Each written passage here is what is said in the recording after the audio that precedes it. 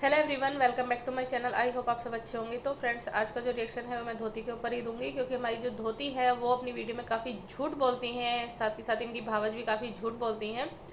तो हमारी धोती को बहुत सारे कमेंट्स आते हैं जिसके वो आंसर देती हैं अपनी वीडियो में। तो बहुत सारे लोग तो पहले यही क्वेश्चन उनको करते हैं कि आप अपने ससुराल वापस क्यों नहीं जा रही हैं, आप अपनी बेटी की और बेटे की पढ़ाई को वेस्ट कर रही हैं, उनका फ्यूचर ख़राब कर रही हैं। सारे बच्चों के स्कूल खुल चुके हैं, सब बच्चे स्कूल जा रहे हैं, लेकिन आप ही के बच्चे यहीं पे हैं।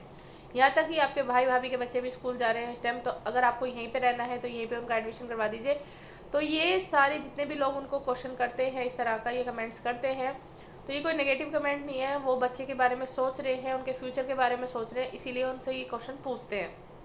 तो हमारी धोती का ये जवाब है कि मेरे को काफ़ी सारी बीमारियां हैं जिनके चलते मैं यहीं पे रह रही हूँ। फैटी लीवर बताया गया है, पथरी बताई गई है, यहाँ पे भाभी मम्मी सब सेवा में लगे हुए हैं मेरी, मैं आराम फरमाती हूँ। यहाँ तक कि मुझसे एक घूंट पानी तक हजम नहीं होता है, ना खाना हजम होता है, और एक गिलास पानी तक मैं लेके नहीं पी सकती हूँ। तो यहाँ पे सारी चीज़ें जो है मुझे बैठे बैठे मिल जाती हैं। मैं ससुराल जाती हूँ तो वहाँ पे मुझे कोई पूछने वाला नहीं है, मुझे कोई पानी देने वाला नहीं है। यहाँ तक कि अगर मुझे कोई चक्कर आ जाए, मैं गिर जाऊँ, तो मुझे कोई उठाने वाला तक नहीं है। तो ऐसे में मैं क्या करूँगी? तो बच्चों की पढ़ाई के बारे में मैं यहाँ पे अभी नहीं सोच रही हूँ। मैं पहले अपनी तबीयत ठीक कर लूँ, उसके बाद ही मैं उनके बारे में सोचूंगी। हाँ, जो लोग ये कहते हैं कि यहीं पे एडमिशन करवा लीजिए, तो मैं यहाँ पे बिल्कुल भी एडमिशन नहीं कराऊंगी। उनका कहने का मतलब यही है, यहाँ पे एडमिशन नहीं कराऊंगी। अगर यहाँ पे एडमिशन करा दिया तो फिर मुझे यहीं रहना पड़ेगा, लेकिन जाएंगी वो वहीं पे। अब इसी के चलते हुए जितने दिन से यहाँ पे रह रही हैं, चाहे वो किसी भी कारण से रह रही हों, दिखाती बीमारी का कारण है, इसी के चलते काफ़ी टाइम से जैसे ये रह रही हैं, तब इनकी भाभी के पास बहुत सारे क्वेश्चन आ रहे थे कि उन्हें अपने पास बुला लो, अपने पास बुला लो, काफ़ी दुखी हैं। तो इनकी भावज ने ये बात बोली थी कि अभी वो यहाँ पे नहीं आ सकती हैं, जो उन्होंने केस किया हुआ है, केस के चलते हुए उनको वहीं पे ही रहना पड़ेगा।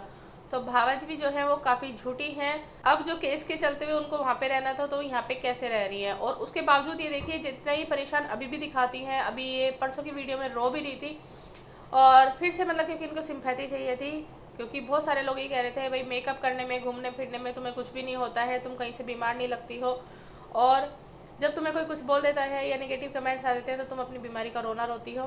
तो इन्होंने फिर से मतलब रो धो के सिंपैथी लेने की कोशिश करी, और फिर से ही मतलब मेरे को ये चीज़ नहीं समझ आती। ये एक तरफ रो धो के सिंपैथी लेती हैं, कहती हैं कि मुझे कुछ समझ नहीं आ रहा, मेरा कहीं मन नहीं लगता, मुझे ये नहीं होता, मुझे वो नहीं होता, 10 बातें इन्होंने बता दी। थोड़ी देर में ही इनकी टोन चेंज हो जाती है। फिर ये कहती हैं हार के नहीं बैठना है, पीछे नहीं हटना है, और जो हार के निकल गया वही जीतता है, तो मुकाबला करना चाहिए। गाना मुझे कुछ समझ में नहीं आता ये कहना क्या चाहती है अपनी वीडियो में। आपने देखा होगा भावत जो है वो तीज मना के गई हैं, तो तीज उन्होंने बहुत अच्छे से बनाई, और साथ के साथ किसी के चैनल को जो इनके घर की ही है उनको प्रमोशन भी कर दिया उनके चैनल का। तो कोथली तो जो है इनकी काफ़ी टाइम से जा रही है, कितने सालों से जा रही है, लेकिन अब की बार ये खुद गए हैं क्योंकि इनको प्रमोशन करना था उनके चैनल का, तो वो बहुत अच्छे से इन्होंने कर दिया। फिर यहाँ पे आके तीज मना के गई हैं, फिर भी ये नहीं हुआ कि चलो 2-4 दिन के लिए अपनी ननन को भी अपने साथ ले जाए।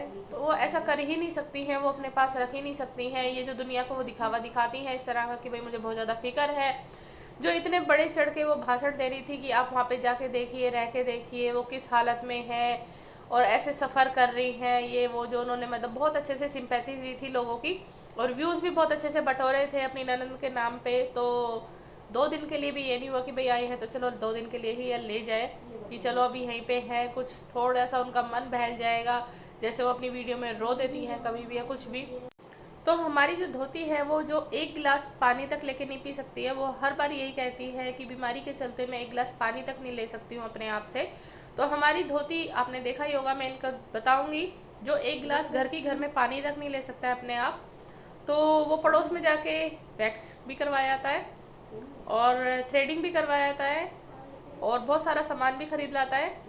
जो शॉपिंग की चीज़ें होती हैं वो बहुत सारी चीज़ें भी वो खरीद के लाती हैं। वैक्स का डिब्बा हो गया, और भी मेकअप के और भी बहुत सारी चीज़ें हो गई। फिर घर आके अपनी छोटी भाभी का भी फेशियल कर देती हैं, मेहंदी भी लगा लेती हैं, मेकअप करके रील्स भी बना लेती हैं माँ बेटी, और खेतों में भी चली जाती हैं, क्योंकि आप लोगों को उनको वीडियो बना के दिखानी है कि भाई एंटरटेनमेंट करना है कैसे भी करके। तो वो खेतों में भी चली जाती हैं, जैसे कि उन्होंने खुद बोला है कि भाई मैं खेतों में आ गई हूँ, थोड़ी सी मैं यहाँ की वीडियो बना लूँगी ताकि आप लोगों को मैं दिखा सकूँ। अब अब जब बड़ी भावज आई हैं यहाँ पे तीज बनाने के लिए, तो आपने देखा होगा किस किस एंगल से वो खड़े होके बहुत आराम से मतलब वीडियो बना रही हैं। कभी इधर खड़ी हो रही हैं गेट के पास, कभी उधर खड़ी हो रही हैं।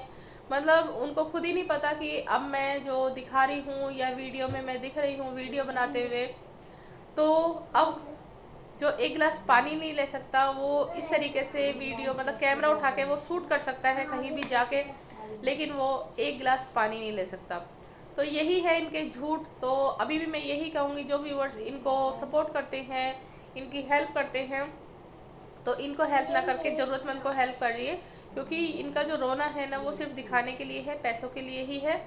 और जो ये बोलती है ना लोगों के इंस्टा पे आके मैसेज कीजिए, इंस्टा पे आके मैसेज कीजिए, तो सिर्फ वो इंस्टा पे इसीलिए बुलाती है कि इंस्टा पे जो ये रील्स बना रही है ना, वहाँ पे भी इनके व्यूज़ खूब अच्छे आ जाए, वहाँ पे भी इनको कामयाबी मिल जाए। तो आप खुद ही देख लीजिए, जो बंदा यूट्यूब पे रो रहा है कि भाई मैं बीमार हूँ, लेकिन इनके मेकअप ख़त्म नहीं होते हैं, लाइनर वगैरह, आपने मेरे को देखा होगा कि मैं बहुत ज़्यादा सिंपल ही आती हूँ, कि अभी मैंने जैसे खाना बनाया है, घर का काम किया है, तो मुझे रिएक्शन देना था, जैसे मेरे हालत में थी मैं वैसे के वैसे ही आ गई हूँ, क्योंकि मैं कोई दिखावा नहीं चाहती हूँ, कोई कुछ नहीं कि भाई हाँ बिल्कुल ही पूरा प्रॉपर तैयार होके आओ, वो ये करके आओ, वो करके आओ, क्योंकि हम जैसे हैं देखिए दुनिया के आगे वैसे ही है।